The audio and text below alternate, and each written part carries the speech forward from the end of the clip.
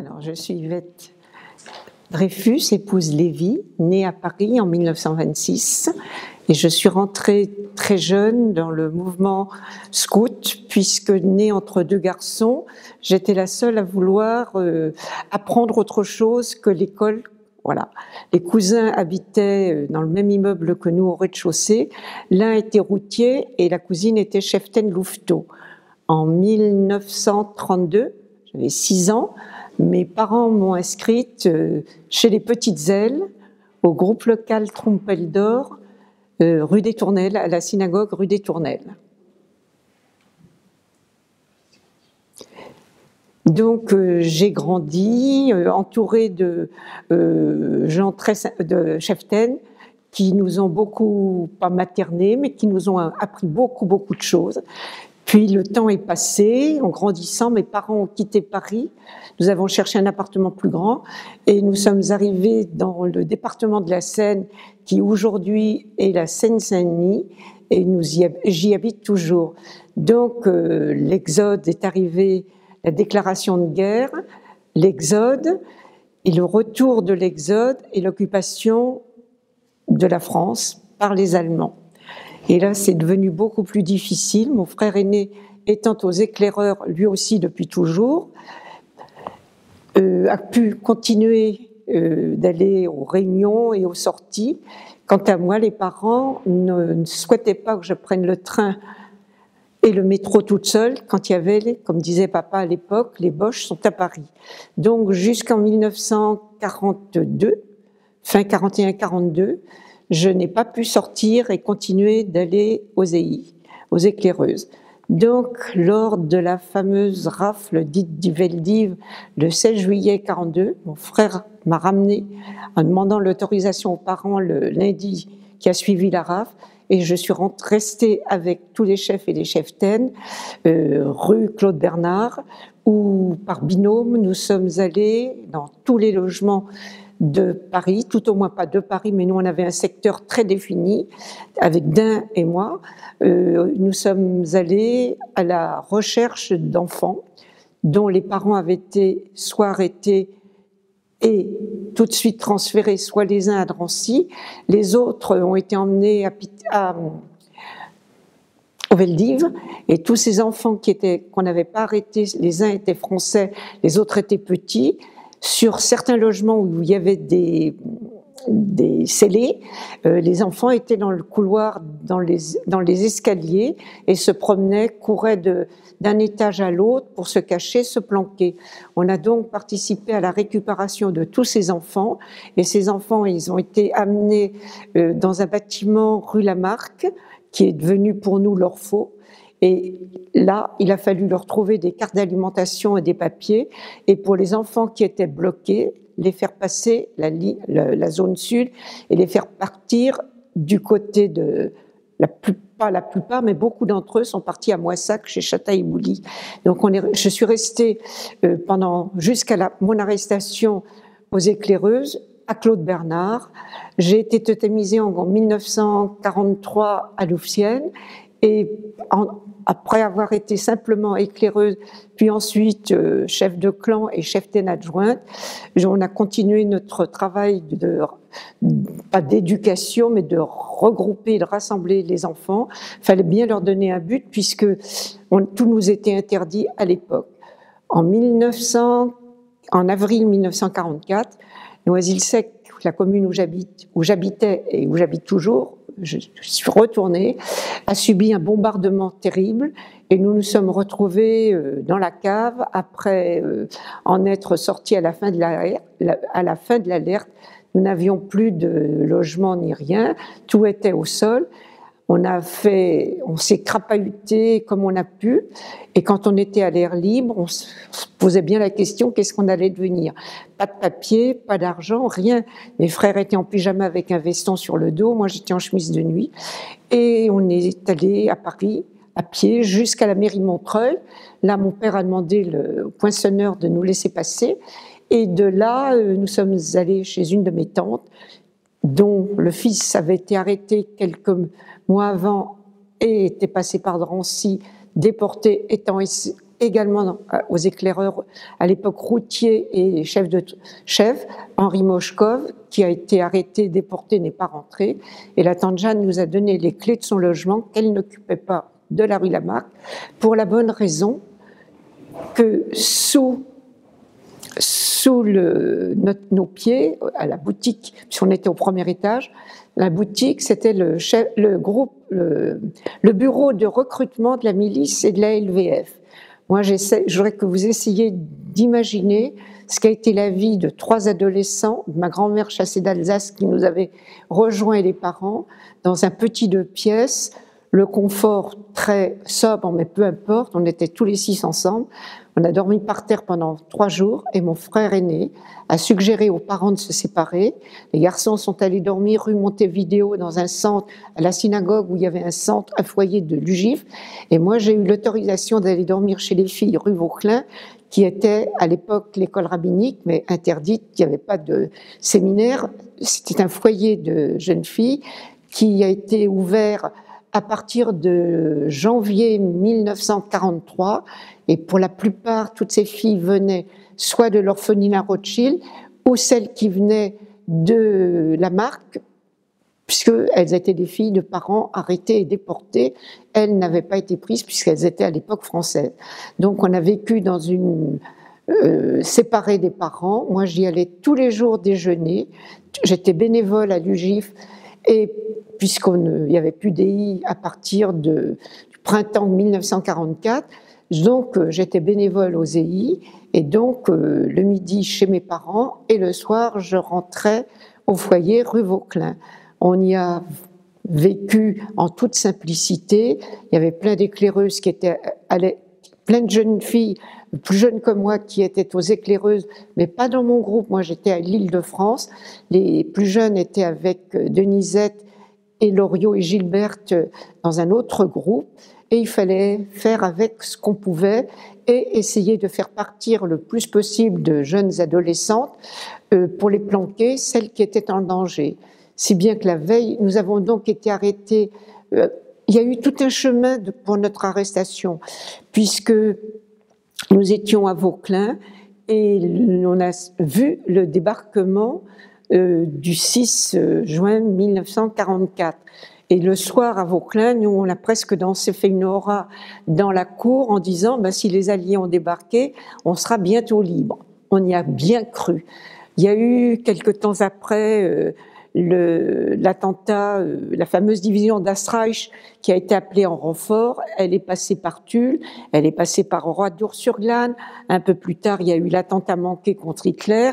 Et là, Aloïs Brunner, qui était le commandant du camp de Drancy, est devenu de plus en plus enragé, a décidé, au lieu de laisser les gamins tranquilles, puisqu'il connaissait l'endroit, il savait où étaient ces maisons d'enfants, il a décidé de les faire arrêter. Donc, dans la nuit du 21 au 22 juillet 1944, toute la maison a été réveillée, les Allemands sont arrivés, ils ont sonné à la porte, la concierge, Madame Cohen, pensant que c'était une résistante qui cherchait un toit, est donc venue et donc aller leur ouvrir la porte, pensant que c'était une femme seule qui était là, et elle s'est retrouvée devant un groupe d'Allemands qui l'ont poussée à l'intérieur, puis elle a été obligée de réveiller la directrice et les monitrices de nuit, et forte de ça, les Allemands ont bloqué toutes les issues de Vauclin, et nous avons été arrêtés, d'abord les dortoirs des plus jeunes, puis les chambres individuelles de toutes les grandes filles. Donc, le 31 juillet 1944, dans la nuit du 21 au 22 juillet 1944, nous, on est transférés à Drancy, où pendant 10 jours, nous restons dans une promiscuité indescriptible. Et le 3e jour, puisque nous, on était en chemise de nuit pour pratiquement toutes les filles, quelques-unes étaient en pyjama, notre directrice a eu l'autorisation de retourner rue Vauclin, accompagnée de 2 MS, des militants de surveillance, 2 hommes du camp de Drancy, pour aller chercher nos affaires. Et par la même occasion, elle n'a pas trouvé de sac à dos, elle n'a pas trouvé de valise, elle a tiré un drap, elle a vidé nos placards et elle nous a rapporté toutes nos affaires dans des baluchons. Et elle a dû prendre le livre de présence, le cahier de présence. Quand elle est revenue, camp de Drancy, on a monté les baluchons dans la chambrée, on a récupéré nos affaires, et le chef d'escalier a fait comment dirais-je, l'appel. Donc, sur les 33 filles, 32 et moi la 33e, elles ont répondu présentes. La seule qui n'ait rien répondu, c'était moi, j'étais l'intruse. Donc, il a fait son rapport à Drancy à ses chefs, et on est venu prévenir l'après-midi qu'on viendrait me chercher. Donc, le chef d'escalier est venu, j'ai traversé le camp de Drancy avec le chef et j'étais à la chancellerie, à la Kanzlei, à l'interrogatoire, pardon. 3 hommes étaient là, derrière, près d'une table, et j'étais seule devant eux. On m'a posé plein de questions auxquelles j'ai répondu bêtement, sans jamais prononcer aucun nom, simplement que j'étais aux éclaireuses, que j'ai pas pu, comment dirais-je, mes parents ayant... Alors j'ai maintenu que mes parents avaient été tués au bombardement de Noisy, donc comme je n'avais plus personne, je connaissais l'institution, c'est pour ça que je suis venue m'y réfugier. Je n'ai pas démordu d'un seul iota, j'ai toujours dit que mes parents avaient été tués au bombardement. Ça a duré toute l'après-midi, on m'a ramené dans la chambrée, pas le lendemain, le surlendemain, c'est une autre. On est venu me rechercher, c'est une autre équipe qui était qui était dans la petite pièce de l'interrogatoire à la Kanzlei, et j'ai maintenu, toujours répondu la même chose. J'étais toute seule, mes parents étaient tués, j'avais pas de papier, j'avais pas d'argent, je connaissais l'institution, c'est pour ça que je suis venue chercher du refuge. Et je n'ai pas jamais prononcé le nom des parents, pas plus de mes frères, comme si j'étais seule au monde. Et puis, le bruit a couru qu'on allait partir travailler à Pitchopoy. On s'est révolté, le groupe des filles de Vauclin s'est révolté en disant « Nous, on ne veut pas aller travailler pour les Boches, ça, c'est pas possible. » Même si c'est intenable, l'atmosphère au camp de Drancy, tellement il faisait chaud et que c'était d'une saleté repoussante, on a fini par dire, si on part travailler, on en fera le moins possible. Mais les filles, il y a quelque chose d'anormal dans ça. Qu'est-ce qu'on va faire des enfants? Que nous, on aille travailler les grandes, c'est possible, c'est peut-être dans leur imagination, mais qu'est-ce qu'on va faire des gamins? Là, il y a quelque chose, il y a un hic. Et on n'a pas su, et on n'a pas compris. Et 48 heures avant la déportation, on est venu me rechercher pour la 3e fois, et on m'a donné une feuille de papier, une enveloppe, et on m'a demandé d'écrire. Or, je n'ai ni écrit, si j'ai mis 3 mots sur le papier, je pars demain avec mes camarades, et c'est tout. Je vous embrasse, et j'ai pas mis mon nom, j'ai pas mis ni nom ni prénom, mais j'ai mis mon totem. J'ai dit d'ici découvre à quoi ça correspond et qu'est-ce que ça veut dire. On sera peut-être loin, il y aura peut-être les Alliés seront quand même beaucoup plus près de Paris. Et nous, on n'ira pas très loin puisque on nous a dit qu'on partait travailler en Allemagne, ce qui était archi faux. Donc le 31 juillet 1944, on est toutes regroupées dans la cour du camp de Drancy. On est 1300 hommes, femmes, enfants, vieillards, un nouveau-né qui est né dans le camp, un vieux monsieur grabataire sur sa civière. On verra arriver les autobus qui arriveront en quantité nombreuses, puisqu'on monte par 50 dans chaque autobus. Ah, j'ai oublié de dire que sur ma feuille de papier qu'on m'a donnée pour écrire, que je n'ai mis aucune adresse. On m'a demandé à qui elle devait être adressée. J'ai répondu à personne. J'ai un oncle, j'ai de la famille qui est au Canada, qui avait l'habitude de venir en Europe, ce qui est important. Et s'il me recherche, vous direz que je suis partie avec tout le monde. Je n'ai jamais donné les coordonnées de mes parents. Donc le 31 juillet, je pars avec mes camarades. Les petits partent en premier, on suit, on traverse le Drancy en chantant, parce que les EI chantent beaucoup. On est parti de la rue Vauclin en chantant. Quand on est arrivé à Drancy, on a chanté. Et quand on est parti de Drancy pour aller à Bobigny, la gare de Bobigny, on a aussi chanté. Donc, on est arrivé en gare dans le triage de Bobigny. Il y avait un immense train entre des wagons, un militaire allemand avec un fusil mitrailleur sur l'épaule, et l'embarquement s'est fait très très vite. Donc le 31 juillet 1944, on quittera la France, on s'arrêtera quelque part du côté de Nancy, mais c'est pas du côté de Metz, pas Nancy, du côté de Metz dans le triage, pour la bonne raison qu'on nous videra la tinette qui était archi pleine pour les besoins, on nous redonnera pas un seau d'eau parce qu'il y en avait plus, on nous a pas donné. Et l'équipe qui conduit le train, le chauffeur et le mécanicien descendront et le train sera pris ce sont les Allemands qui prendront le commandement du train. Donc on partira vers midi de Metz, on roulera nuit et jour et nuit jusqu'au 31 juillet 1944 où nous on quittera donc la France et on arrivera à Birkenau dans la nuit du 2 au 3 août 1944, en pleine nuit. On est un des rares convois qui est rentré dans le camp. C'est pas arrêté sur la Judenrampe, mais il est rentré directement. Il est passé sous les portes de la mort et il arrive tout au fond du camp, autrement dit, entre le crématoire 2 et le crématoire 3, pour ceux qui connaissent les lieux. Et la différence, c'est que les médecins allemands sont venus quelques minutes après. On est dans l'obscurité la plus complète, ce sont les projecteurs des camions qui éclairent le train. Et quand nous, on a été sélectionnés, on nous a trié qu'une centaine de femmes et d'adolescentes sont parties sur le côté gauche. Nous, on a vu une ambulance et on s'est pas du tout paniqué de voir l'ambulance qui était là parce qu'on s'est dit, s'il y a un enfant malade, s'il y a quelqu'un qui est fatigué, il y aura du secours. Or, l'ambulance, elle transportait les boîtes de Cyclone B qui allaient les assassiner quelques minutes plus loin. Et la particularité aussi de notre parcours, c'est que la nuit où nous on est arrivés, c'est tout le camp des Tziganes qui était exterminé. L'odeur était insupportable et nous on cherchait qu'est-ce que ça pouvait représenter, quelle était cette odeur de chair brûlée qu'on respirait.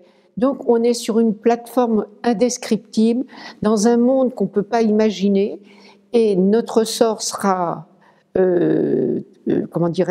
sera décidé quelques minutes plus tard, puisque la centaine de femmes et d'adolescentes, puisqu'on est un convoi de 1300, une centaine de femmes, alors sur tous les enfants de l'UGIF, puisque ce sont toutes les maisons des enfants de l'UGIF qui ont été arrêtés, on sera 13 en tout et pour tout, qui passeront de l'autre côté, qui survivront, et tout le reste, les 900 et des poussières, partiront à la chambre à gaz.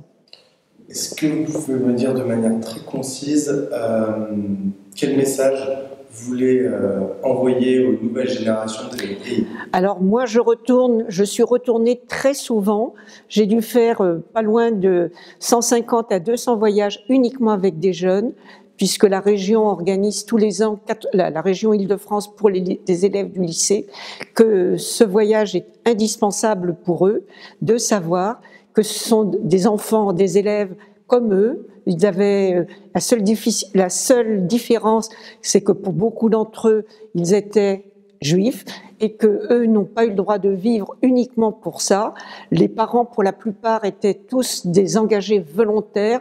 Donc, même s'ils venaient de l'étranger, ils ont aussi donné pour la France qui les avait accueillis terre d'asile et que eux doivent savoir ce qui s'est passé ici et être surtout très présents et de faire très attention à tout ce qui se passe actuellement vis-à-vis de l'antisémitisme, de l'antisémitisme, et surtout de savoir que rien n'est jamais négatif. Tout peut recommencer. Il faut toujours entre les Roms, les gens du voyage et les Juifs, on a toujours été les plus mal considérés et doivent être très exigeants sur tout ce qu'ils entendent actuellement.